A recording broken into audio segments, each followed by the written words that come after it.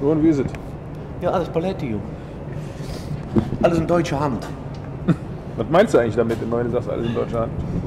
Ja, das mal alles in der Hand dann, ne? Deutsche Eiche. Weißt du, wie Das ist ja gerade ein großes Thema, ne? So NPD und so jetzt alles. Wenn ich das höre, dann denke ich mir direkt. Ach, MPD, weiß ich, MPD. Was ist das? Das sind ja auch alles nur so kleine Muschis. Was ist das dann? Die da für Vorsätze haben, sag ich dir. Ja, manchmal ist es gut, manchmal ist es nicht gut. Die sind genauso schwul wie andere Parteien auch. Die machen auch nichts anderes. Die labern auch nur Quatsch, nur blöd rum, keiner macht was, weißt du? Nur blöde Laberei. Wenn du vorne ansitzen in der ersten Reihe, dann sind auch nur blöde Quatschen. Also mal aufhören.